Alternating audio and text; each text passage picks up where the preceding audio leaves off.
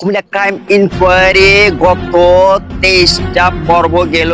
একাধিকবার Comilla crime inquiry বিভিন্ন তথ্য নিয়ে বিভিন্ন ফুটেজ নিয়ে ক্রাইম ইনকোয়ারি করা হয়েছে। যেমন কুমিল্লা ক্রাইম ইনকোয়ারি মাদক বিরোধী হইতে এমনকি ইন্ডিয়া থেকে অবৈধ চোরাচালানের বিপক্ষে, ইন্ডিয়া থেকে চিনি চালানিদের বিরুদ্ধে, ইন্ডিয়া থেকে শাড়ি, মোবাইল সব ধরনের পণ্যর বিরুদ্ধেই আমরা একাধিকবার নিউজ করা হয়েছে কুমিল্লা ক্রাইম ইনকোয়ারিতে। তবুও এখন পর্যন্ত এই ক্রাইম ইনকোয়ারি চলার পরেও এখন পর্যন্ত থেমে নেই কুমিল্লার মাদক, শাড়ি, অবৈধ পণ্য যারাই এগুলো সাপ্লাই করছে এখন পর্যন্ত থেমে নেই। প্রতিদিন, প্রতি রাতে, প্রতিনিয়তই এই ধরনের ব্যবসা চালিয়ে যাচ্ছে। কিছু কিছু অসাধু ব্যক্তি আছে যাদের যোগ সাজতেই এই ব্যবসা চালিয়ে যাচ্ছে বলে আমরা জানতে পারি। রাত নামলেই বেড়ে যায় অবৈধ পণ্য আমদানি। এই ধরনের ব্যবসায়ীদের বিরুদ্ধে একাধিকবার নিউজ করলেও এখনো বন্ধ হয়নি মাদক বাণিজ্য। রাস্তায় দাঁড়ালেই দেখা যায় যেসব গাড়ি ব্রাহ্মণপাড়া ও বুড়িচং উপজেলায় গাড়িগুলো চলছে, এইসব গাড়িগুলোর মধ্যে কিছু না কিছু ভারতীয় পণ্য আনা নেওয়া হচ্ছে। আমি এখন বর্তমানে যে রাস্তায় দাঁড়িয়েছি, এই রাস্তাটা সরাসরি ডাইরেক্ট বিবির বাজার হয়ে সরাসরি বর্ডার ক্রস করেছে। আপনারা দেখতে পাচ্ছেন যে এই রাস্তা দিয়ে 24 ঘন্টায় মোটরসাইকেল, সিএনজি বা কিছু মাদকের গাড়ি। কুমিল্লা ক্রাইম ইনকোয়ারি গত 23টা পর্ব গেল। একাধিকবার কুমিল্লা ক্রাইম ইনকোয়ারি বিভিন্ন তথ্য নিয়ে বিভিন্ন ফুটেজ নিয়ে ক্রাইম ইনকোয়ারি করা হয়েছে। যেমন কুমিল্লা ক্রাইম ইনকোয়ারি মাদক বিরোধী হইতে এমনকি ইন্ডিয়া থেকে অবৈধ চোরাচালানের বিপক্ষে, ইন্ডিয়া থেকে চিনি চালানিদের বিরুদ্ধে, ইন্ডিয়া থেকে শাড়ি, মোবাইল সব ধরনের পণ্যর বিরুদ্ধেই আমরা একাধিকবার নিউজ করা হয়েছে কুমিল্লা ক্রাইম ইনকোয়ারিতে। তবুও এখন পর্যন্ত এই ক্রাইম ইনকোয়ারি চলার পরেও এখন পর্যন্ত থেমে নেই কুমিল্লার মাদক বা শাড়ি, অবৈধ পণ্য যারাই এগুলো সাপ্লাই করছে এখন পর্যন্ত থেমে নেই। প্রতিদিন, প্রতি রাতে, প্রতিনিয়তই এই ধরনের ব্যবসা চালিয়ে যাচ্ছে। কিছু কিছু অসাধু ব্যক্তি আছে যাদের যোগ সাজতেই এই ব্যবসা চালিয়ে যাচ্ছে বলে আমরা জানতে পারি। গতকালকে কুমিল্লা সদর থানায়, কোতোয়ালি থানায় একটা গোপন সূত্রতে গোপনীয় ভাবে একটা অভিযোগ পায় যে 6 কেজি গাঁজা নিয়ে একই ব্যক্তি বা তারা স্বামী স্ত্রী পরিচয়ে এটা ঢাকার দিকে রওনা করছে। তারপরেও এই গোপন সূত্রের মাধ্যমে কোতোয়ালি থানা ধরতে তাদেরকে সক্ষম হয়। আমি আগেই বলেছি একটা কথা, যে কথাটা না বললে নাই, কেউ ধরছে কেউ ছাড়ছে। এই যে ব্যক্তিকে আটক করেছে সেই ব্যক্তি একাধিকবার গাঁজা নিয়ে ধরা খেলো, একাধিকবার মামলা খেলো, একাধিকবার জেল খাটার পরেও এখন পর্যন্ত তাদের এই ব্যবসা বন্ধ নেই। কারণ এই ব্যবসা এই জন্য বন্ধ নেই, এই ব্যবসায় কত টাকা লাভ বা কত টাকা আসে এই ব্যবসায়। একাধিকবার মামলা খেয়ে, একাধিকবার জেল খাটার পরেও বারবার কেন এই ব্যবসার সাথে জড়িত হয়?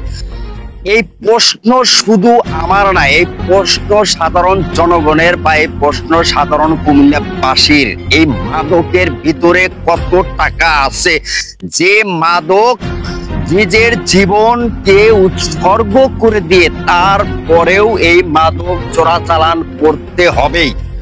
এখন বর্তমান সে কুমিল্লা সদর থানার একটি মামলায় বর্তমান জেল হাজতে আছে।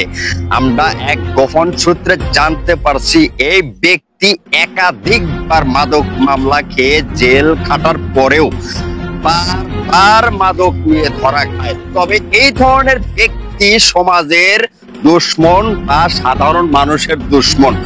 এই ধরনের মানুষ থেকে সাবধান থাকতে হবে, আমাদের সচেতন থাকতে হবে। তারা যেন বাইর হয়ে এসে আগামী ভবিষ্যৎ বা আগামী দিনগুলো যেন এই ধরনের ব্যবসার সাথে জড়িত হতে না পারে, এমনকি ব্যবসাও না করতে পারে। সচেতন আমি না, সচেতন আপনাকেও হতে হবে। তোমার নাম কি? বাড়ি কোথায়? ধর্মপুর। এই ধর্মপুর। এই গাঞ্জা কয় কেজি এখানে? এই ধর্মপুর। এই গাঞ্জা কয় কেজি এখানে?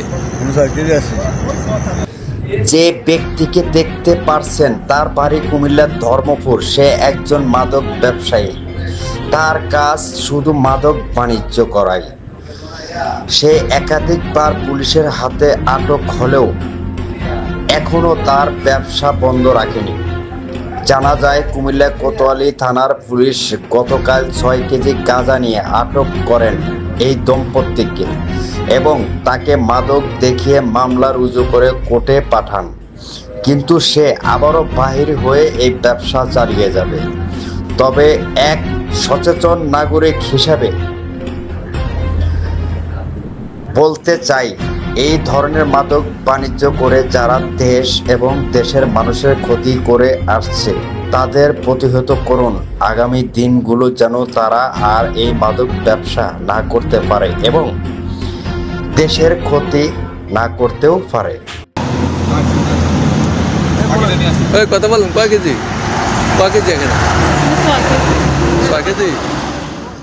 অনুষ্ঠানের শেষ পর্যায়ে আমি মোহাম্মদ রেজা এসেছি। তবে আপনাদের কাছে একটা সতর্কবার্তা দেওয়া যায়, সেটা হচ্ছে আমরা দীর্ঘদিন ধরে কুমিল্লা ক্রাইম ইনকোয়ারি চালিয়ে যাচ্ছি, বিভিন্ন অপকর্ম তুলে ধরার চেষ্টা করছি। তবে এই অপকর্ম তুলে ধরার জন্যই শুধু আমরা না, এই তুলে ধরার জন্য আপনারা সহযোগিতা করবেন, কুমিল্লা ক্রাইম বার্তায় ক্রাইম ইনকোয়ারির পাশে থাকবেন, এমনকি যে কোনো তথ্য দিয়ে আমাদের সহযোগিতা করবেন। আমাদের ইমেল আছে, আমাদের মোবাইল নাম্বার আছে, আমাদের হটলাইন আছে, অবশ্যই আমাদের পাশে থাকবেন। আগামী দিনগুলো যেন আমরা এই ধরনের অনুষ্ঠান চালিয়ে যেতে পারি, এই ধরনের অপকর্ম আমরা তুলে ধরতে পারি সাধারণ জনগণের কাছে। অবশ্যই যারা এই ধরনের ব্যবসা করে তাদেরকে পপুলার বানিয়ে সমাজ থেকে বিতাড়িত করার জন্য আমরা সচেষ্টা করতেছি। শুধু আমরা না, এই চেষ্টা আপনারাও করবেন, আমাদের পাশে থাকবেন। এমনকি কুমিল্লা ক্রাইম বার্তা ক্রাইম ইনকোয়ারি দেখার জন্য প্রতি সপ্তাহে অবশ্যই ফলো দিয়ে রাখবেন। খোদা হাফেজ। এতক্ষণ আমি ছিলাম আপনাদের পাশে এবং থাকবো। আগামী সপ্তাহে নতুন কোনো পর্ব নিয়ে উপস্থিত হবে প্রতি শুক্রবার রাত 10টায়। দেখতে চোখ রাখুন কুমিল্লা ক্রাইম বার্তা ক্রাইম ইনকোয়ারিতে। আমাদের সাথে যোগাযোগ করতে নিচের হটলাইন নাম্বার যোগাযোগ করতে পারেন বা মেলেও যোগাযোগ করতে পারেন।